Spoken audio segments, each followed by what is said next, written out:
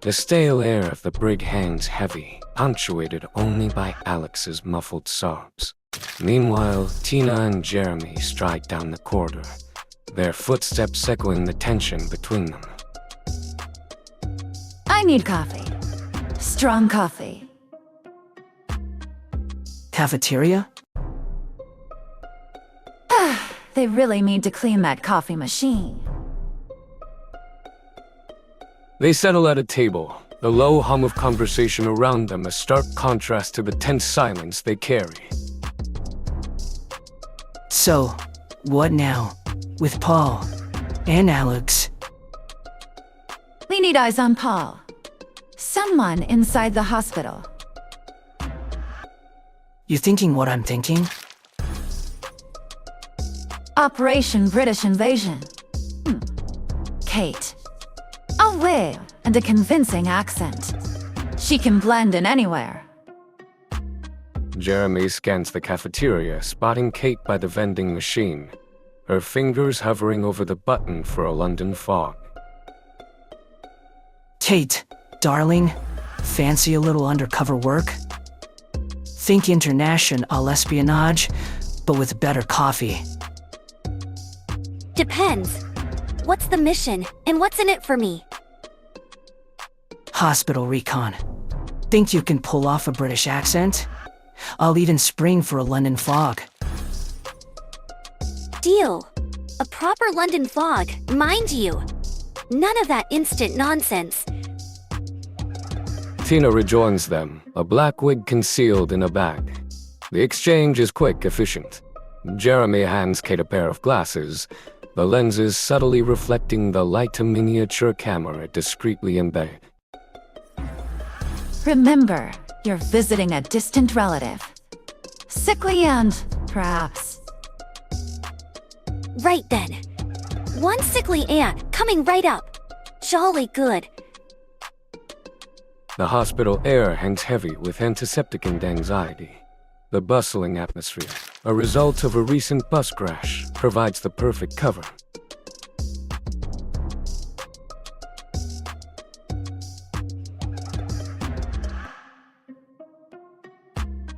Kate pauses, feigning interest in a nearby pamphlet, while her hidden camera captures the scene. Where is Alex? He should be here.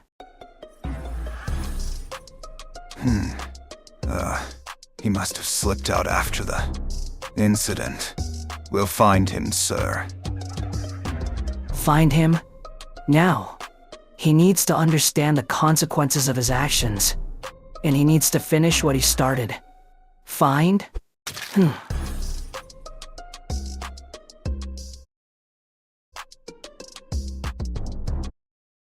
Right, let's find that weasel, Alex.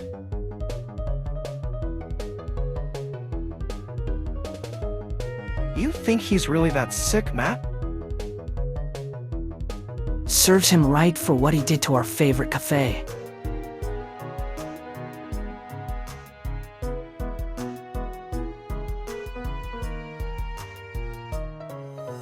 Serves him right.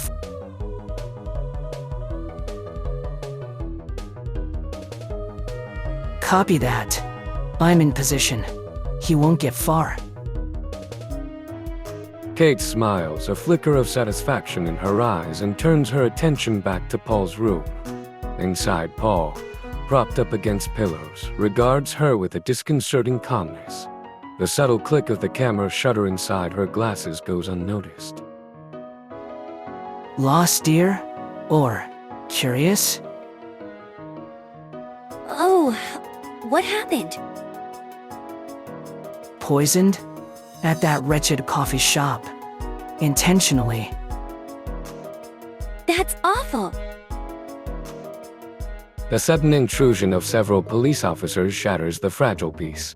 The room, already tense, crackles with a new kind of energy. The officers, stern-faced and efficient, move towards Paul.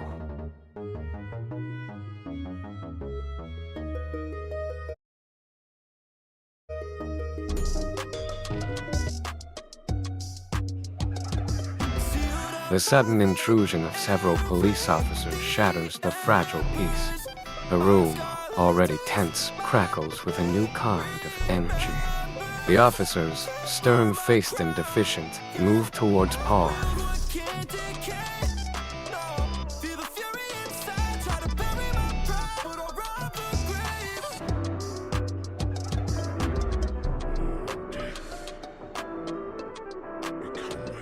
Kate slips out unnoticed amidst the commotion, a ghost in the chaos. Back at the base, the sterile hum of the cafeteria fluorescence buzzes above the low murmur of conversation. The aroma of industrial-strength coffee and preheated lasna hangs heavy in the air. Kate finds Tina and Jeremy huddled at a table, a monstrous Costco cake dominating the space between them. They really outdid themselves this time. Triple chocolate fudge apocalypse. Best $5 I ever spent.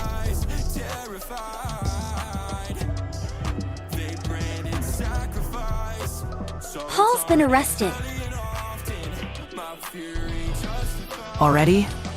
That was quick. What about Matthew and his crew? Kate explains the situation. The arrest. The lingering questions about Matthew's involvement. The tension swirling around them, like the overly sweet frosting on the cake. Eat. You'll think better with sugar. I talked to Alex. Gave him a piece of this peace offering works wonders, you know. And?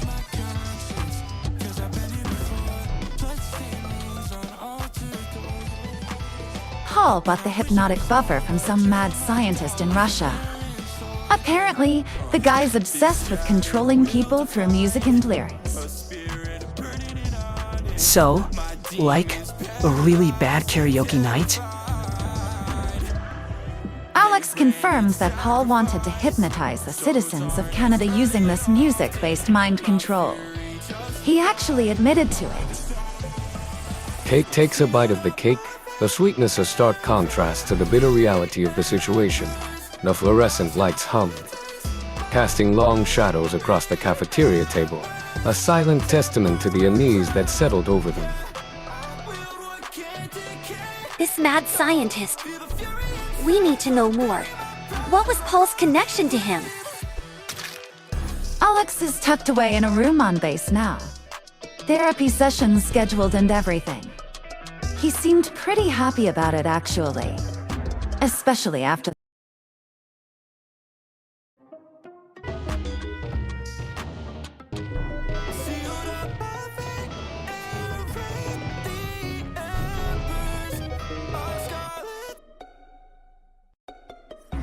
So, Alex is singing now?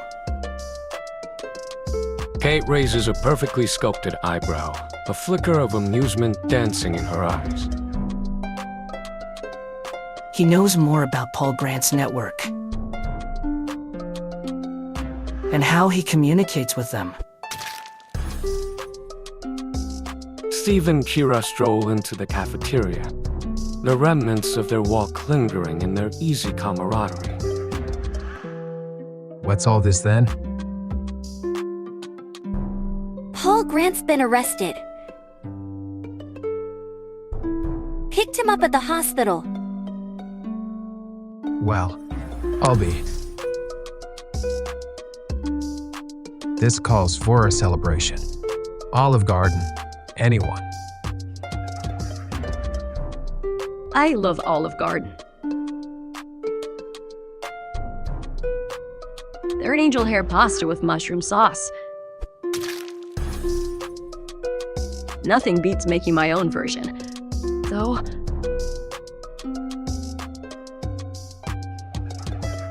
Steve beams, the prospect of a celebratory dinner clearly lifting his spirits. The cafeteria buzzes with a newfound energy.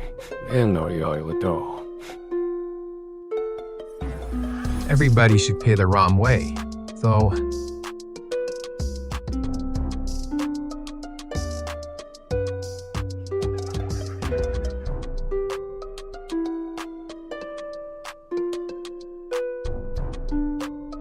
That idiot Paul seriously underestimated.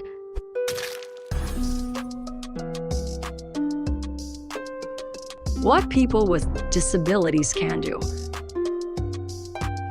Steve chuckles, appreciating Kira's resilience. He'd found her outspoken nature and fierce defiance refreshing. Her direct challenge to his American perspective on Canadian-American relations had initially taken him aback.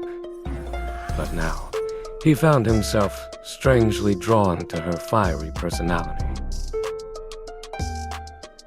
So, Jeremy, Tina, Tate, Kira, Joe, and Peter. Olive Garden's on me, mostly. Jeremy, ever the pragmatist, simply sighs and shakes his head. There were small smile tubs at the corner of his lips. He knew Steve's impulsive generosity well. Kate continues to type, a knowing smirk gracing her features. Tina, predictably, chimes in with a dry remark. As long as I don't have to hear any more of your war stories, Steve.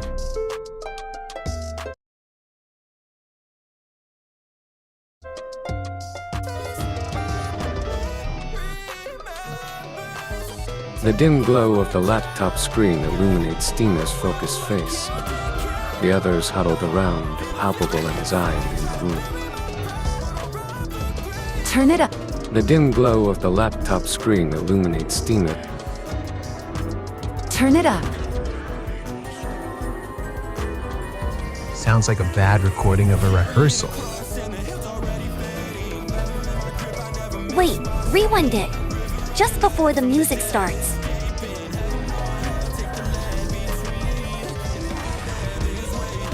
That's Paul's voice, but younger, different somehow. Damn it. This just raises more questions. What was he involved in? A notification pings on Tina's phone, reminding her of Matthew's awakening. Tira, you alright? You gone quiet. Just tired. Tina paces, agitation clear in her movements. Jeremy massages his temples, lost in thought. Kate taps her fingers against the table, a rhythm of frustration. I need a break. I'm going to grab some air. Jeremy coming? Yeah, let's get out of here. As they head for the door, Steve places a comforting hand on Kira's shoulder. Her fragility worries him deeply. We'll figure this out. Don't worry. I hope so, Steve. I really hope so. Kay remains, her gaze fixed on the closed laptop, the distorted music still echoing in her mind. She knows this is just the tip of the iceberg, a dark premonition settling in her gut. The questions surrounding Paul's past, the strange Zell-Yuen connection, and the ongoing investigation weighed heavily on her. She opens the laptop again, her fingers flying across the keyboard, determined to uncover the truth, no matter how unsettling it might be.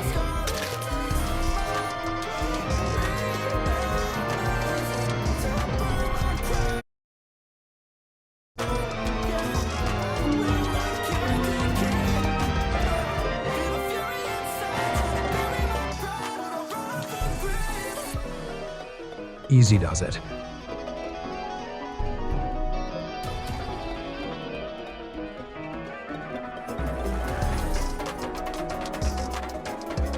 I feel so weak. You'll be weak for a while, that's normal. But a daily walk will help you get your strength back. What if it doesn't? What if I can't walk like I used to? Hey now. Where there's a will, there's a way. Will you? Will you leave me if I can't? No way, Tira. Not a chance.